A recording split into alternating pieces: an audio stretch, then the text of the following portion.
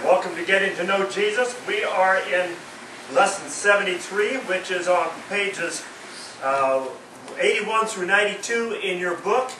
The Bible text, Matthew, Mark, and Luke, are there in this story on pages 94 and through 90. No, that's the wrong lesson. I'm getting ahead of myself here. 73. Yeah, there we go. Pages 81 to 92. Bible text is on pages 82, 83, and 84. And our lesson notes are on pages 85 through 90.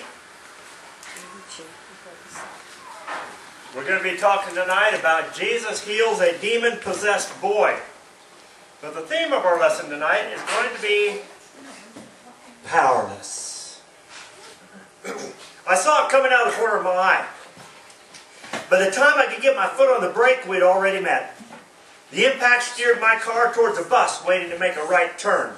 There was nothing I could do to avoid the collisions or prevent the damage that was about to occur. As my wife and I slid into the bus, I cried, "No!" I was totally powerless to protect the one I love and myself from what could have been a fatal accident. Fortunately, we both survived and recovered from our injuries, and we're here to pester you some more today. When is the most recent time you felt powerless?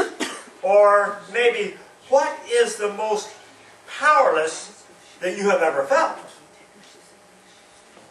Was it a tragedy happening to you or to someone around you? Or was it something that you might have been able to handle if you'd had a chance to be prepared? See, the rain's coming and it's affecting the electrical system and everything's going to go dark in a minute. I'm going to have to teach this lesson on battery power, and the light on that camera is not going to be enough. We'll see how that goes. We're going to be in Matthew chapter 17 verses 14 to 21 tonight, Mark 9 verses 14 to 29, and Luke 9 verses 38 to 43. Jesus, Peter, James, and John have returned to Caesarea Philippi, only to find a man seeking healing for his demon-possessed son, and no one seems to have the power to do it. They are powerless. Have you ever felt that way? Well, let's talk about powerless. First of all, powerless people. Matthew chapter 17, verse 14a, Mark 9, 14 through 16, and Luke 9, 37. You see that cross side by side on the page? The next day, after the transfiguration, we talked about that last week, when they came down from the mountain to the other disciples, they saw a large crowd around them, and the teachers of the law arguing with them. And as soon as all the people saw Jesus, they were overwhelmed with wonder and ran to greet him. "What are you arguing about?" he asked. The people did not know what to do to help this man or child. They cared, but they care about his situation, but they're powerless to do anything about it, but maybe tell the man about the apostles and who should be able to heal him. Of course, some of the people would just be, "Oh, we want to see what's going on. There's a crowd gathering here. What's going on?" Yeah, you ever notice that whenever there's an accident on the freeway, Yes. your lane can be perfectly clear, but you, look. Looky loose. Look at you. Grandmommies call them rubberneckers. Rubberneckers, yes. Elvis Presley sang a song about that, but I don't think it was talking about an accident. Talking about some curves, maybe. I don't know, but been a while back. But yes, we have a tendency. So there may be some people that are just kind of curiosity seekers. "Oh, there's something going on over there. What's happening?" But oftentimes they just want to see what's going on.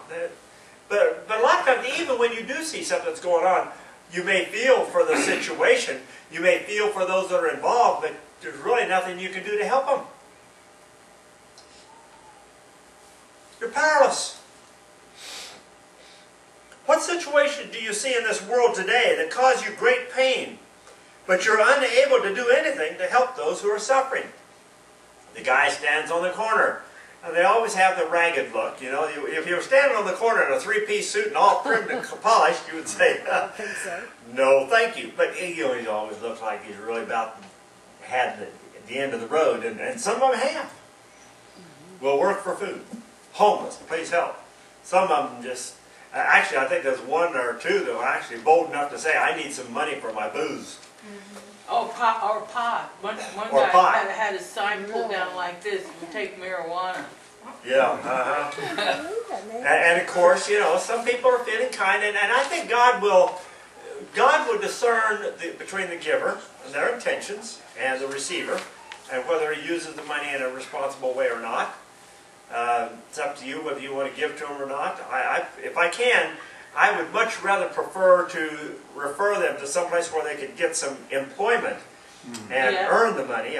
Or take them to a burger place and buy them a hamburger. Some people have done that. Yes, they'll take them someplace and buy them. That way they know they're not going to spend it on drugs or alcohol or cigarettes, things like that aren't helpful to them.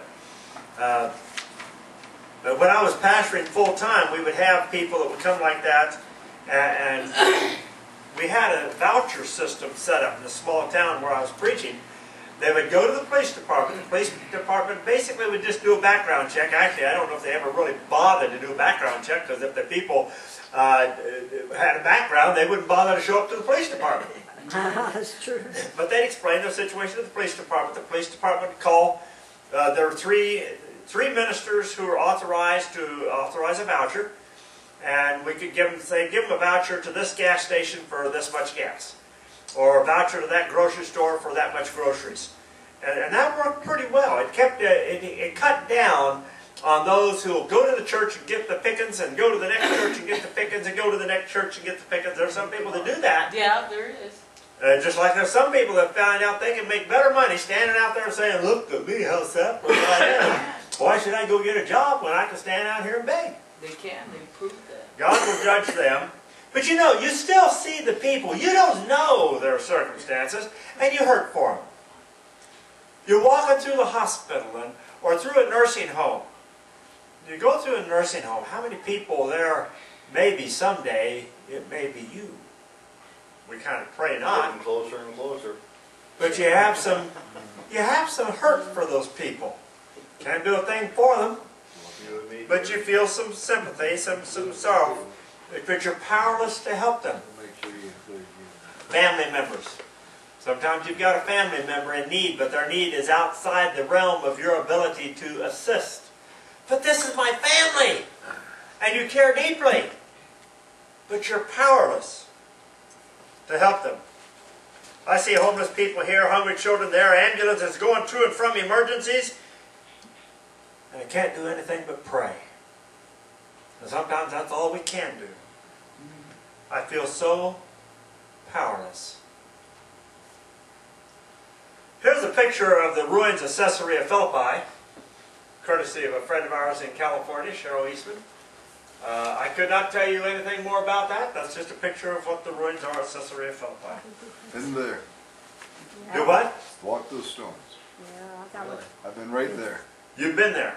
Richard, you've been there. Well, Yeah. 30 Cassandra times. been there. Wow. And Lots of ruins. Jim Warfield's been there about 7 or 8 times. Yeah. Well, if God opened the door, Sylvia and I very much want to go there so we can take our own pictures to put in the books. Because some of these pictures that we have in the books aren't the best pictures for the stories that we're dealing with. But we're working on that one day at a time. Well, there's also the powerless father. Matthew chapter 17, second part of verse 14 to verse 15. Mark 9, 17 and 18. Luke 9, 38, 39. Now, with wonder they ran to greet him. "What are you arguing with them about?" he asked. A man in the crowd approached Jesus, knelt before him and said, "Teacher, I brought you my son." Now, Luke says, "I beg you to look at my son." Matthew says, "Have mercy on my son, for he is my only child, who is possessed by a spirit. He has seizures and is suffering greatly, and that has robbed him of his speech. And whenever it seizes him, a spirit seizes him, and he suddenly screams and throws him to the ground into convulsions. He often falls into the fire or into the water. He foams at the mouth and gnashes his teeth and becomes rigid, and scarcely never ever leaves him and is destroying him." Now, how many fathers do we have in this room? How many of you fathers care deeply about your sons? How would you feel if that were your son going through this situation? powerless father. The father loves his son and he wants to be a responsible parent. Therefore, he does all he knows how to do to remove the demon from his son. How much would you spend at a doctor's or a hospital to ensure that your child had a long and healthy life? Your grandchild or even your great-grandchild. If your child has something that is incurable and terminal, how much does it hurt to see them suffering and know that there's nothing that you can do? I watched both of my sons, when one was an infant and the other when he was 19 years old, in situations where their lives were dangling in the hands of God. I felt totally powerless. There was nothing I could do.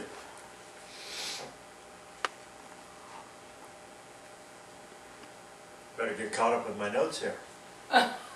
Thanks. Martha wants to get them all written down, so Yeah, you're going too fast. I I know. will pause just a moment to let you catch up. Thank you. Fortunately, those of you that know that my son had a little incident this past week, not near as serious as we first thought. If he's not home yet, he should be home today or tomorrow. And going to have to go shopping for a new bicycle. Well, God, that's all he has to buy. we'll come back there if we need to for Was you. it a car That's hit or fine. a truck hit him, I'm man? not Car right. hit. I haven't got the details yet, You so said a I'm car. waiting for him to hear. Here is the powerless son. Powerless people, powerless father, powerless son. Matthew 17 verses 16 and 17, Mark 9, 18 through 24, Luke 9, 40 through 42a. I brought him, I asked, I begged your disciples to drive out the spirit, but they could not heal him. Oh, unbelieving and perverse generation, Jesus replied. How long shall I stay with you? How long shall I put up with you? Bring the boy here to me.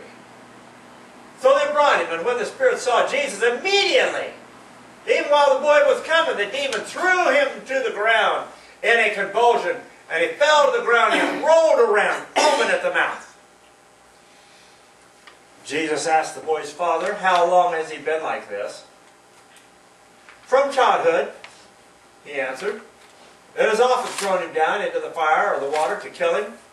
But if you can do anything, take pity on us and help us.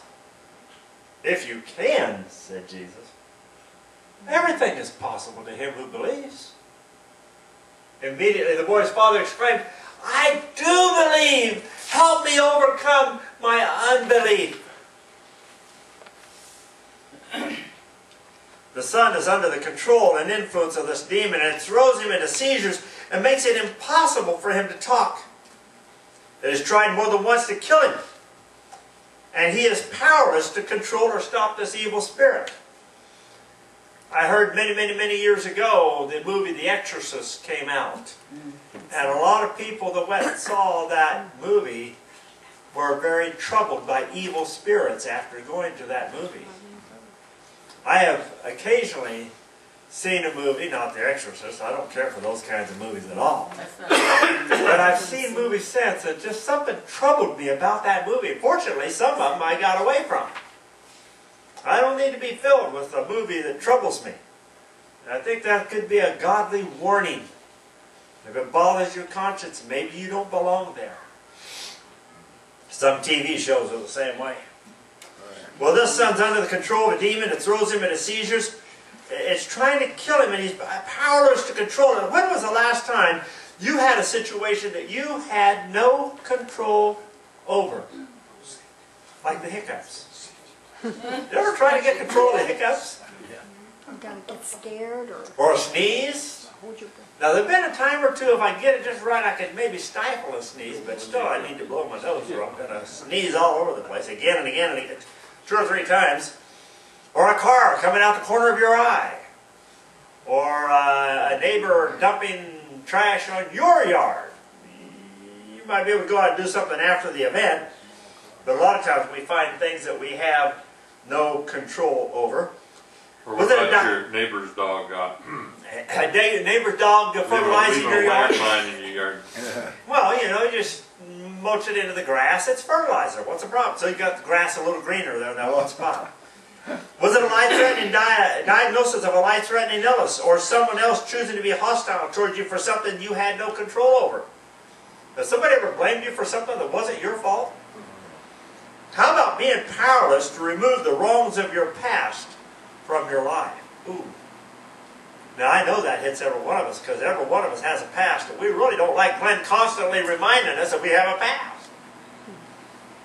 But sometimes reminding you that you have a past keeps you from repeating that past, and so I don't desire to rub it in. But I don't want to deny.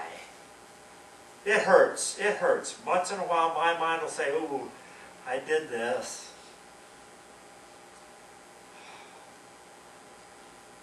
My peace comes when I remember it's under the blood. Right. Yep. It's forgiven, and that's how I get past it. But boy, some of the things that I've done, I feel bad about. Show the devil your power by showing him. Oh, nope, I'm getting ahead of myself here again.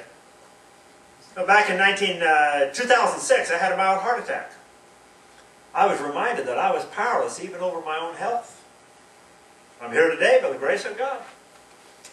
Oh, there's a powerless demon, Matthew chapter 17, verse 18, Mark 9, 25, 26, 27, and Luke 9, 42b. When Jesus saw the crowd was running to the scene, he rebuked the spirit. You deaf and mute spirit, he said, I command you to come out of him and never enter him again. The spirit shrieked and convulsed him violently and came out. The boy looked so much like a corpse that many said he's dead. But Jesus took him by the hand and lifted him to his feet, and he stood up, and he was healed from that moment, and he gave him back to his father.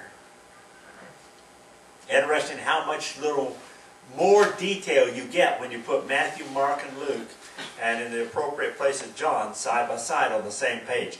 We're going to really appreciate this when we get into the last week of Jesus' life. The demon might have the power over the son and sufficient power over anyone and everyone else in the crowd, but he is powerless in the presence of God. That is your strength and encouragement. If you've got that relationship with God right here, deep and strong, through Bible study and prayer and fellowship with other Christians, when the demons come, they have no power unless you give it to them.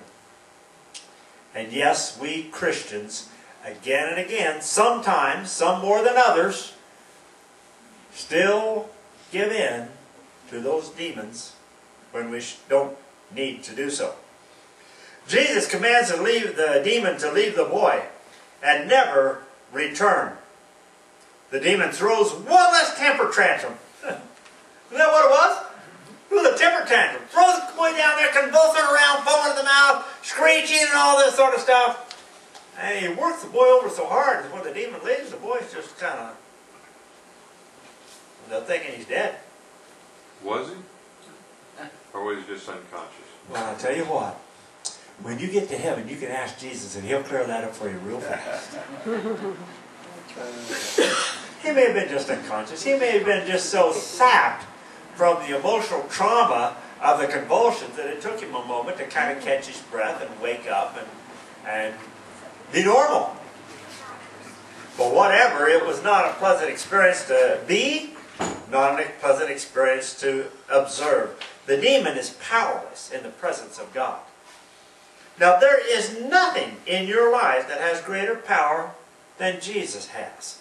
Oh, how we need to remind some of our leaders, government leaders, celebrities, maybe some of the other people in our church, and definitely all these people in this neighborhood that don't go to church, that nobody has power over Jesus. Nobody. And Jesus gives us the freedom to exercise freedom of choice. But if it gets down to push and shove, there's going to come a day when Jesus is going to be Lord, and we're going to confess Him as Lord. And if we confessed Him before we die, we go with Him in heaven.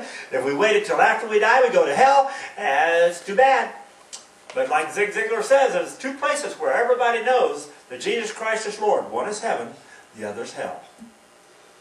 In the latter case, it's too late to do anything about it.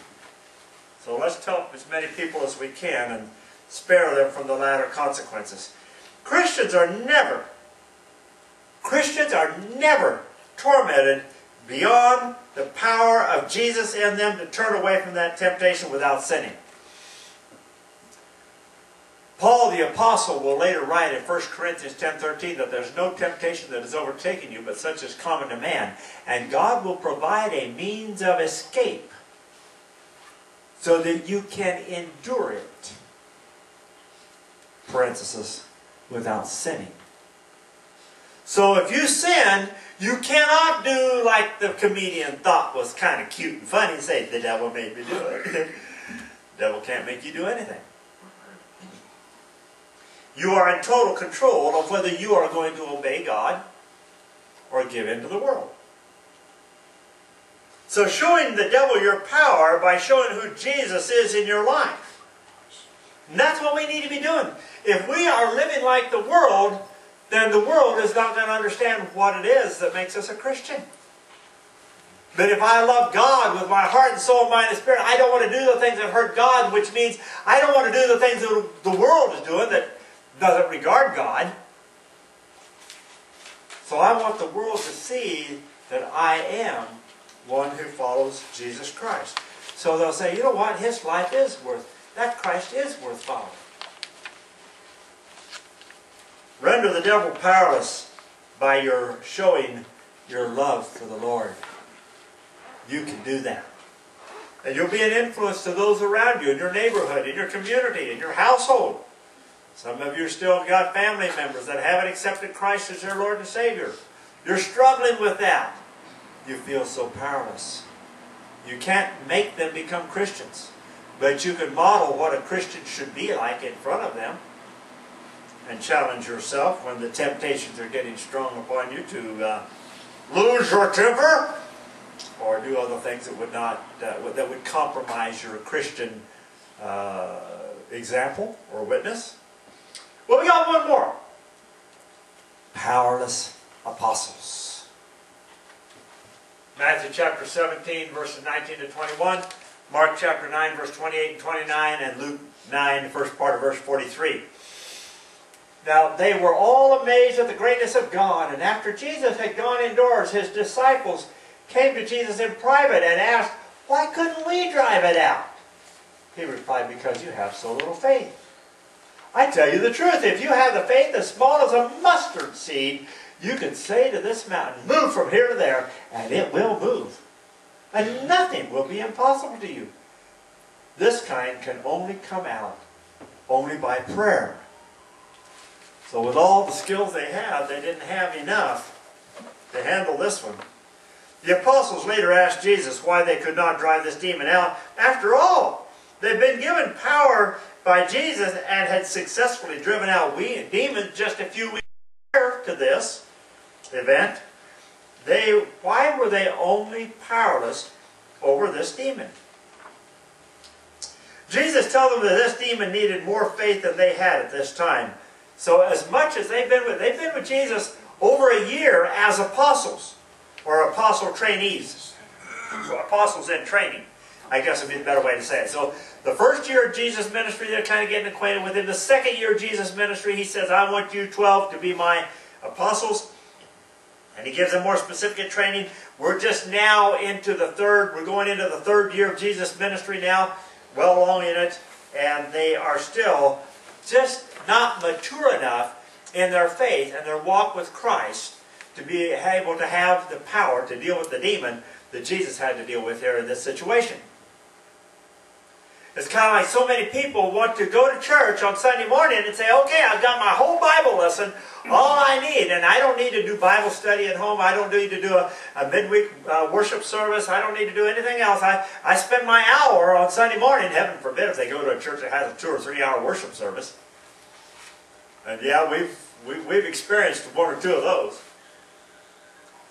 They think they know it all. Or they take a 13-week, I took a 13-week Bible study on the life of Jesus. And I know all about him. How long have we been at this now, Richard? Almost a year and a half. And we're not halfway through yet. The end of this book will be halfway through the life and teachings of Jesus Christ. We've still got a ways to go. And even when we get done with this Getting to Know Jesus Bible study, you will not know everything about Christ. I will guarantee you, if you allow God to use you as His servant, and you get some of your friends together, and you take these Getting to Know Jesus books, and you go through it with them again, you will learn so much more than you're learning sitting here in this class. You'll be amazed. I went through the whole thing. Glenn taught us well, some of you tell me. But I still learned so much more when I taught my other group. And you'll teach another group. And if God grants you life, you'll teach another group. And every time you will learn more. I'll guarantee you. I've been working on this Bible study for 16, 17 years now. And that does not encounter all of my years growing up, going to Bible college and being in preaching ministry and teaching through the life of Christ in other Bible study groups. That's just the 17 years I've been working on the Getting to Know Jesus Bible study, and I'm still learning as I go. We won't arrive until we get to heaven. But at least we have a tool with us. And as we learn more, it strengthens our faith. It gives us more power when temptation comes to us.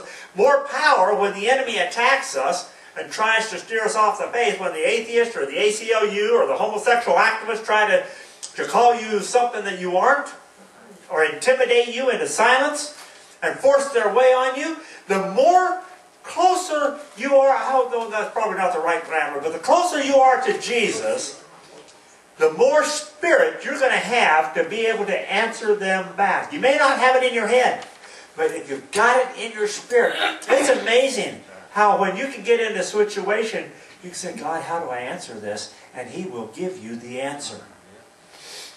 And you may not always win the war, but you can at least stand your ground. At least stand your ground. And that can intimidate a lot of them, because they're not used to Christians with that kind of power. See, without Jesus, we're powerless, but with Jesus, we still have power. There are some things in life that will challenge your faith.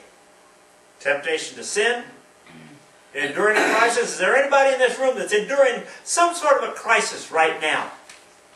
Financial, physical, relational, emotional. Oh, your arms are broken. Oh, okay. Well, don't worry. If you're not now, you will be soon. I mean, you're either in a crisis, you're coming out of a crisis, or you're between crises. So, having the power of Jesus in you is an important thing to have. Only the presence and peace of Jesus will be able to give you the strength to get through this crisis that you are in, or this one that is coming, the next one that will come along. Jesus will get you through it without losing your strength, without losing your faith. When you feel powerless, grab hold of Jesus. Our conclusion is this: our power is what we have in Christ, not in ourselves. And I thank God for every ounce of power He's given me. I many times feel like I wish I had more. Don't you worry. You know how God gets more power in you? I don't like this, but He does. He lets you go through a crisis. What did James write, the brother, half-brother of Jesus? Count it all joy when you go through various trials? Yeah, well, okay. Our power is not in ourselves, but in our relationship with Christ Jesus. Next week, Jesus will show some of His human limitations. He will give us some clues into how we can tap into that power in our lives as well. So, read your lesson. You'll want to read lesson 74. That's okay. And be prepared to do some more, getting to know Jesus. We're going to break now for our discussion. And break into our discussion groups, and our discussion questions are over on page 91 in our books. You can follow us and stay in touch with what is happening with the Getting to Know Jesus Bible Study Ministry on Plaxo, Twitter, Facebook, LinkedIn, and watch our video clips on YouTube and GodTube. Getting to Know Jesus is sponsored by New Hope Gospel Ministries. If you'd like to follow along with us and start your Getting to Know Jesus Bible Study group, or just pray for us or support our ministry, you can go to www.gettingtoknowjesus.org and find all the information that we have available for you.